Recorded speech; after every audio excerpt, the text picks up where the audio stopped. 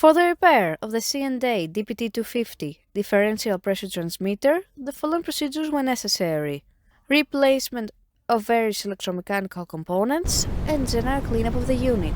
For testing, we add a pneumatic power supply, a water column in order to see the pneumatic input signal, and a pressure gauge for the output.